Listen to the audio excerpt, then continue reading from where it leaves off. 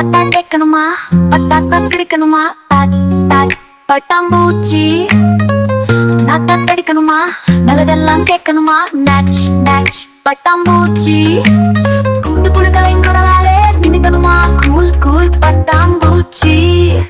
இது கலை இலக்கியம் சமூகம் என கடைக்கொடி மக்களுக்காய் சிறையடிக்கும் ஒரு கலக்கல் FM.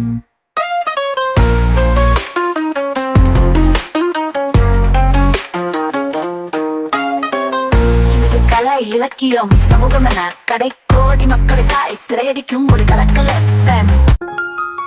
வணக்கம் நேயர்களே, நீங்கள் கேட்டுக்கொண்டிருப்பது பட்டாம்பூச்சி பண்பலை. இது யோசிச்சு பாருங்களேன். இன்னைக்கு யோசிச்சு பாருங்களேன் நிகழ்ச்சியில கவிதை வன இரும்பு பூக்கள் நூலின் ஆசிரியர் கவிஞர் மஞ்சுளா பாரதி கணேசன் அவர்கள் மிக அழகான சிந்தனையோடு வருகிறார். வாங்க கேட்டு ரசிக்கலாம். அன்பு பட்டாம்பூச்சி FM உறவுகளே வணக்கம். நான் மஞ்சுளா பாரதி கணேசன், மதுரையிலிருந்து. இந்த உலகமே ஒரு மாதத்தை காதல் மாதம்னு கொண்டாடி வருதுங்க. அதுதான் பிப்ரவரி மாதம். ஒவ்வொரு ஆண்டும் பிப்ரவரி மாதம் 14ஆம் தேதி காதலர் தினம் கொண்டாடப்படுது. இதை வேலண்டைன்ஸ் டே அப்படின்னு சொல்கிறாங்க. எப்போவில் இருந்து இந்த காதலர் தினம் கொண்டாடப்பட்டு வருது, ஏன் இதை வேலண்டைன்ஸ் டேன்னு சொல்கிறாங்கங்கிறத பற்றி இன்னைக்கு யோசிச்சு பாருங்க நிகழ்ச்சியில் நாம் கொஞ்சம் தெரிஞ்சுக்குவோங்க. பண்டைய ரோமானிய பேரரசர் 2ஆம் கிளாடியஸ் அப்படிங்கிற ஒரு மன்னர் ஆண்டு வந்தாராம். அவர் திருமணம் செஞ்சுக்காத வீரர்களால் தான் சிறந்த போர் வீரர்களாக திகழ முடியும் அப்படின்னு நம்பினாராம். அதனால போர் வீரர்கள் திருமணம் செஞ்சுக்கிறதுக்கு தடை விதிச்சாராம். அது மட்டும் இல்லாமல் காதல் திருமணங்களுக்கும் தடை விதிச்சு மீறி காதல் திருமணம் செஞ்சுக்கிறவங்களுக்கு மரண தண்டனையும் அறிவிச்சாராம். இவரை எதிர்த்து போராடி வேலண்டைன் அப்படிங்கிற பாதிரியார் நிறைய காதலர்களுக்கு அவருடைய சர்ச்சில் திருமணம் செஞ்சு வச்சாராம். இதனால மன்னனுடைய கோபத்துக்கு ஆளாகி மரண தண்டனை விதிக்கப்பட்டாராம். அவர் மரணமடைஞ்ச அந்த பிப்ரவரி 14ஆம் தேதி தான் காதலர் தினமாக கொண்டாடப்பட்டு வருது அப்படின்னு ஒரு சாரார் சொல்றாங்க. இன்னொரு சாரார் அதெல்லாம் இல்லை, லூபர் காலியா அப்படிங்கிறது ரோம் நகரத்தில் கருவுறுதல் திருவிழா.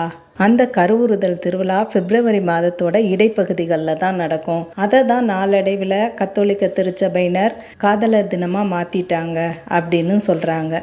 எது எப்படியோங்க, மனசுக்குள்ளே பூட்டி வச்ச காதலை வெளிப்படுத்தக்கூடிய ஒரு தினமாக இந்த காதலர் தினம் அமைதுங்கிறது தான் உண்மை. கிபி 3ஆம் நூற்றாண்டுலேருந்தே இந்த காதலர் தினம் கொண்டாடப்பட்டு வருது. அப்புறம் எதுக்காக நம்ம இதயம் முரளி தன்னுடைய காதலை வெளிப்படுத்தவே இல்லாமல் மனசுக்குள்ளேயே போட்டு புழுங்கி தேவையில்லாமல் இறந்து போனார்?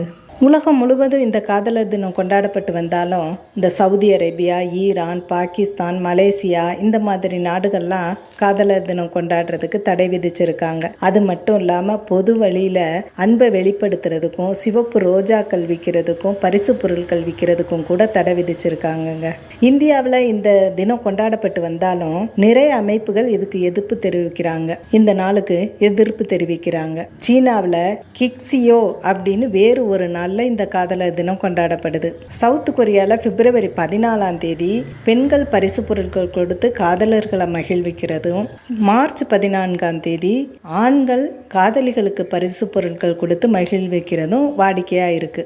எப்படி பார்த்தாலும் இந்த காதலர் தினம் மிகப்பெரிய வர்த்தக தினமா மாறிக்கிட்டு வருதுங்கிறது தான் உண்மை. பிப்ரவரி 7ஆம் தேதி ரோஸ் டே, பிப்ரவரி 9ஆம் தேதி சாக்லேட் டே. இந்த டேல ஒருத்தருக்கு ஒருத்தர் சாக்லேட்டுகளை பரிசளிச்சுக்கணுமா. பிப்ரவரி 10ஆம் தேதி டெட்டி டே, டெட்டி பேர் பொம்மைகளை வாங்கி காதலன் காதலிக்கு பரிசா அளிக்கணுமா. பிப்ரவரி 11ஆம் தேதி ப்ராமிஸ் டே, பிப்ரவரி 12ஆம் தேதி ஹக் டே, அதாவது கட்டிப்பிடித்தல் தினமா. பிப்ரவரி 13ஆம் தேதி கிஸ் டே. இதெல்லாம் முடிஞ்சுதான் பிப்ரவரி 14ஆம் தேதி லவ்வர்ஸ் டே, அதாவது காதலர் தினம். காதலும் வீரமும் பண்டை தமிழரின் அடிப்படை பண்பாடு. நம்ம ஐயன் வள்ளுவர் இன்பத்து பாலில் 25 அதிகாரங்களில் காதலை பற்றியும் காதலன் காதலியோட எண்ணங்களை பற்றியும் அழகாக வார்த்தெடுத்திருக்காரு. நம்பிக்கையுடனும் உண்மையுடனும் திகழ்கிற காதலர்களுக்கு எல்லா நாளுமே காதலர் தினம்தான் இல்லையா? கொஞ்சம் யோசிச்சு தான் பாருங்களேன். மீண்டும் ஒரு நல்ல சிந்தனையோடு உங்களை சந்திக்கும் வரை விடைபெறுகிறேன். நன்றி, வணக்கம். இதுவரை நீங்கள் கேட்டது யோசிச்சு பாருங்களேன். இந்த நிகழ்ச்சியை உங்களுக்கு வழங்கியவர் மதுரையைச் சார்ந்த கவிஞர் மஞ்சுளா பாரதி கணேசன் அவர்கள். தொடர்ந்து இணைந்திருங்கள். மீண்டும் நாளை இதே நேரம் சந்திக்கலாம். நன்றி, வணக்கம். இது ஒரு பட்டாம்பூச்சி FM தயாரிப்பு.